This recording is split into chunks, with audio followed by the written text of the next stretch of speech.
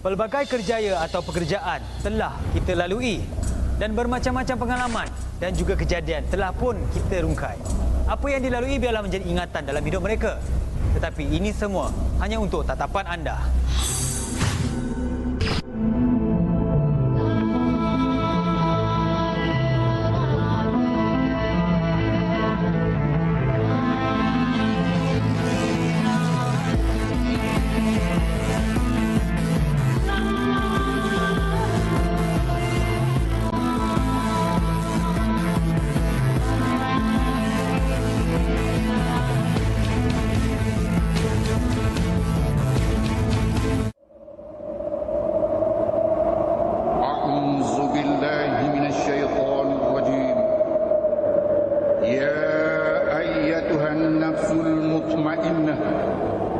ارجعي إلى ربك راضية مرضية فادخلي في عبادي.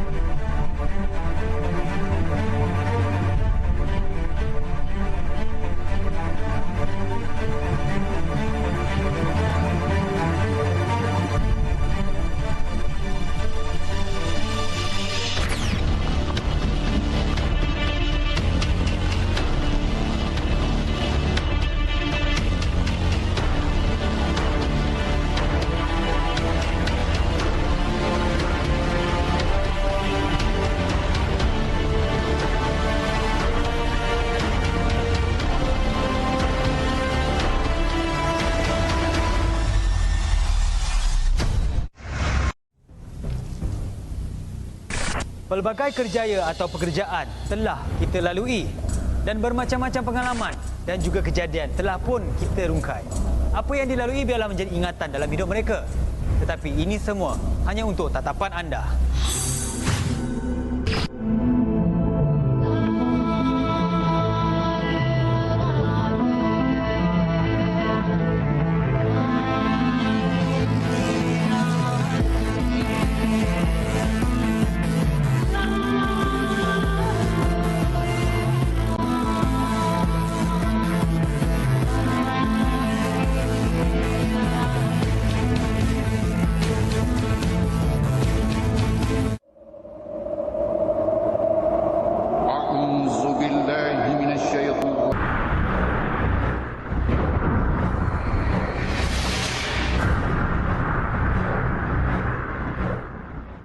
Nama saya Khairul bin Fahmi. Saya berasal daripada Pening. Okey, saya start bekerja menjaga bilik mayat ni pada hujung tahun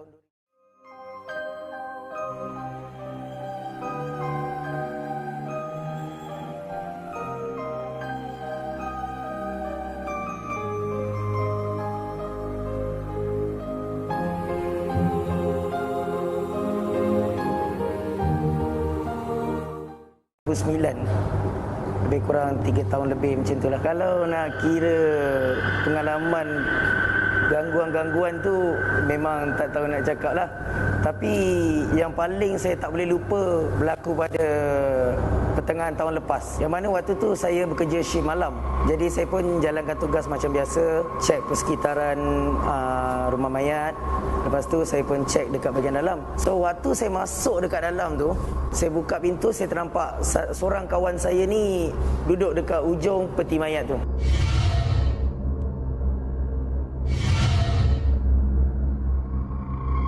Jadi saya nampak partner saya ni, saya pun niat nak pergi tegur dia lah. Waktu saya pergi kat dia dalam separuh perjalanan macam tu, tiba-tiba dia pusing, dia keluar macam tu je. Tinggalkan saya tanpa macam apa orang cakap, tak endahkan saya. Saya pun jadi pelik, saya panggil-panggil dia pun buat tak tahu. Jadi saya pun rasa hairan, saya nak tahu kenapa dia macam tu. Dia ada masalah ke, ada apa ke, boleh dia kongsi dengan saya. Tapi waktu saya nak keluar ke pintu tu, tiba-tiba bahu belah kanan rasa macam ditepuk 2 kali. Jadi saya berhenti.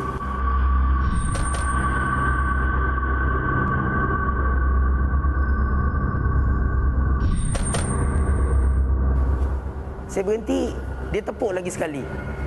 Saya pun perasaan ingin tahu tu saya buatkan saya pusing ke belakang. Waktu saya pusing je badan saya ke belakang nak tengok apa yang tepuk saya tu, waktu tu, tak tahu nak cakap lah. Ada satu lembaga betul-betul depan muka saya. Dia punya wajah nak gambarkan macam, nak kata kena bakar pun bukan, kena lenyek trailer pun bukan. Saya tak boleh nak gambarkan macam mana lah perasaan masa tu. Waktu tu saya cuba boleh buat apa, saya tutup mata, saya selawat, saya berzikir, saya baca ayat kursi, apa yang saya tahulah, sebanyak yang mungkin. Lepas tu saya cuba beranikan diri untuk buka balik saya punya mata. Pelan-pelan saya buka mata saya balik. Waktu saya buka mata, saya tengok dia dah tak ada.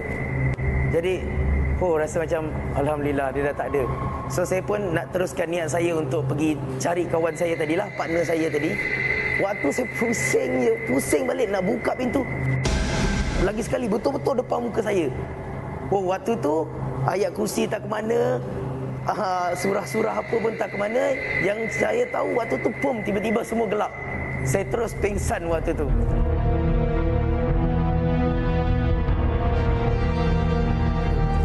Dah tak boleh, apa pun saya dah tak ingat. Saya sudah saya pingsan.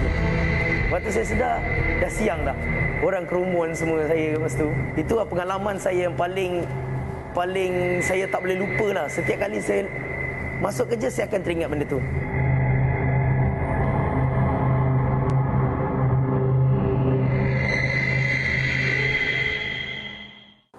Okay, nama saya Muhammad Faiz bin Zulkifli, berasal daripada Kuala Lumpur dan dah bertugas sebagai rumah mayat ni selama 2 tahun dah.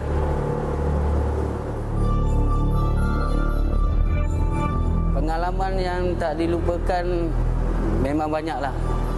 Tapi yang kenangan yang paling pahit bagi saya semenjak saya bertugas di rumah mayat ni, pengalaman yang paling ngeri dalam hidup saya lah. Kalau saya pergi tempat kerja, itulah pengalaman yang saya ingat selama ni. Masa saya bertugas pada Jumaat malam, waktu saya bertugas seperti biasa, cek fail mayat ataupun cek mayat. Pada petangnya ada satu mayat baru masuk. Saya menguruskan mayat itu pada pendaftaran beliau, mayat baru itu. Dan pada malamnya juga mayat itu mengganggu saya lah. Tiba-tiba peti mayat itu berbunyi dan meronta-ronta meminta tolong. Saya tabahkan diri dan beranikan diri membuka peti mayat yang baru itu.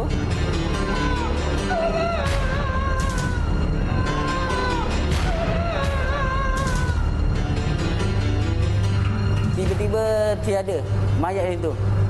Mana mayat yang saya uruskan pada petangnya.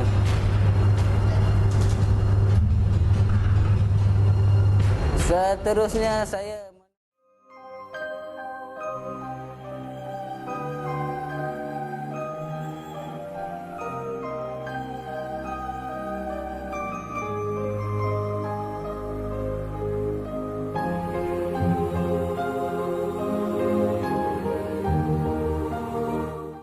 Oleh ke belakang dan saya tengok mayat itu yang baru berada di atas stretcher.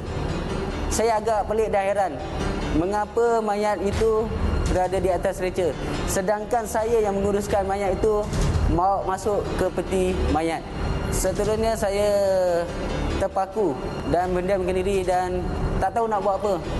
Masa tu hanya boleh berdoa saja.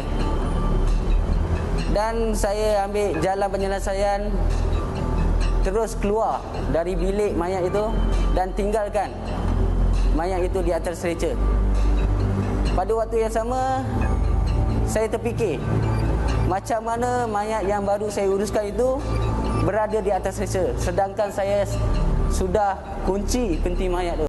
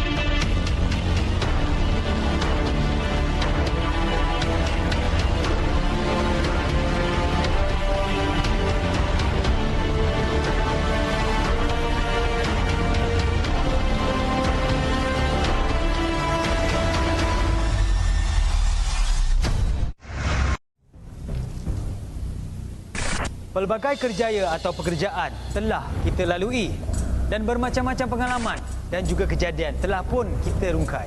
Apa yang dilalui biarlah menjadi ingatan dalam hidup mereka. Tetapi ini semua hanya untuk tatapan anda.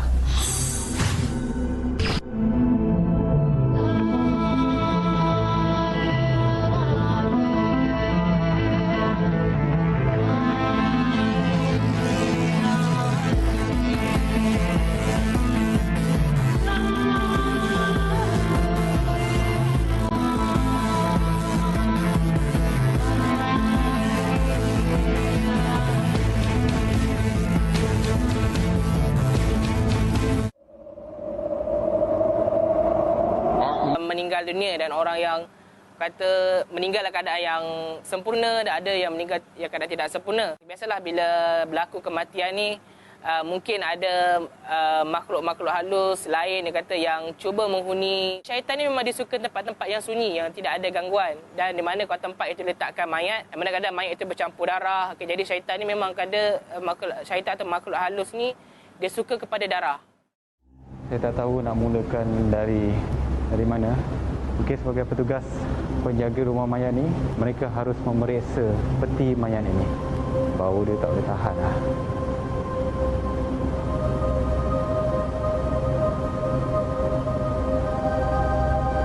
Boleh buka.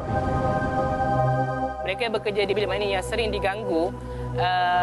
Saya boleh simpulkan bahawa mungkin disebabkan oleh mungkin perasaan takut mereka. Sebab apa? Sebab bila kita rasa diri kita takut, kadang perasaan takut itulah yang membuatkan kita rasa macam ada sesuatu yang memahatikan kita. Bau dia tak boleh tahan lah.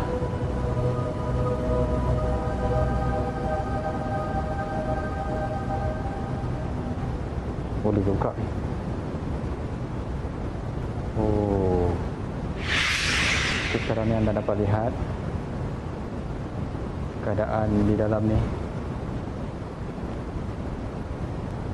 Tak dapat saya nak jelaskan dengan kata-kata kerana inilah pertama kali saya membuka peti penyimpanan mayat. Dan untuk anda, ini mungkin pengalaman baru anda. Saya tak tahu macam mana nak digambarkan bila dalam bilik ni. Oh. Apalah. Saya tak dapat nak cakap macam mana. Dapat dua meja besar. Saya tak tahu ni meja. Oh, ni tangki. Ini mungkin tangki simpan mayat tu. Oh.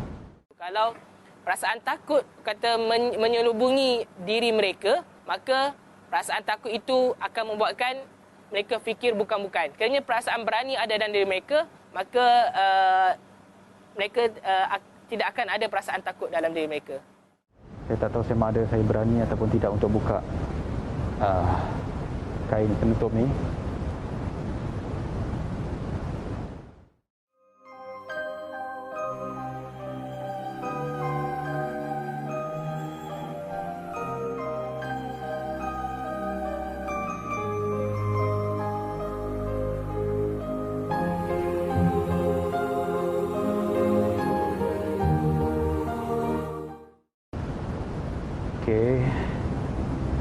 Okey, tak kelakar. Ini bukan bau dia.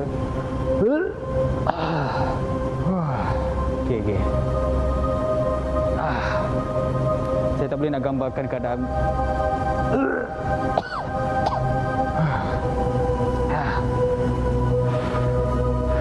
Kalau benda tu kita tak kenal pasti, tapi sebagai satu benda yang pernah kita tahu ia hidup dan terbujur kat sini, siap ada air-air kat bawah ni kan. Oi, dia menyarak pula. Alah.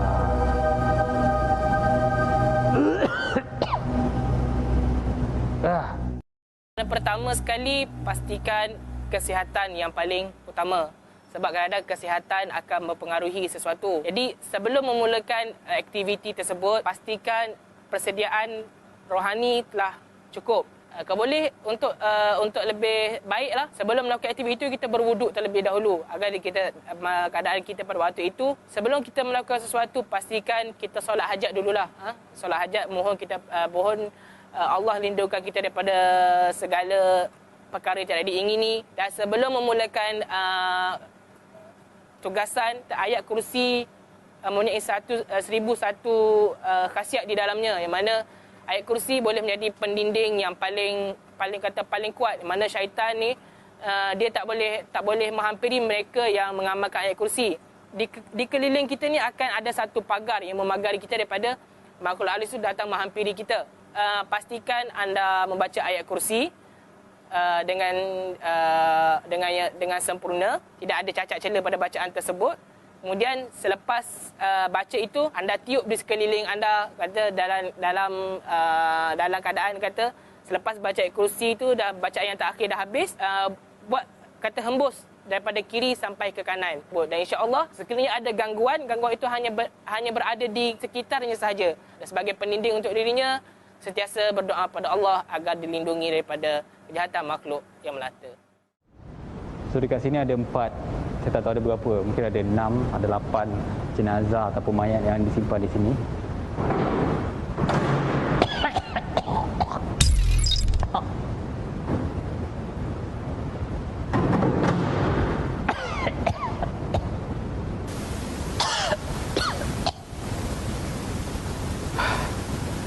Okay, saya tak tahu bagaimana mereka yang bekerja sebagai petugas rumah mayat mengendalikan keadaan sebegini. Okey. Kepada anda yang di luar sana, tugas ini bukan mudah. Untuk menjaga keseluruhan kawasan ini ataupun tempat ini, kekuatan emosi, fizikal dan juga mental kena kuat. Sebab mengendalikan mayat-mayat yang ada yang sempurna dan ada yang tidak cukup sempurna. Okey, sekarang ni saya rasa cukup sampai sini saja tugas saya menjaga kawasan rumah mayat ni. Dan bagi saya, bunyi apa tu? Sabar ya. Tutup ni. Mereka yang pernah melalui pengalaman seram ataupun misteri, ini juga mungkin mereka ada alasan mereka yang tersendiri. Air ni okey. Otak tu mungkin dah. Okey, sekarang ni cukup sampai sini saja. Saya rasa ini tugas yang paling mencabar bagi saya. Dan kepada penjaga rumah mayat, anda perlu dedikasi. Dan kepada anda yang menonton, ini pengalaman baru untuk anda.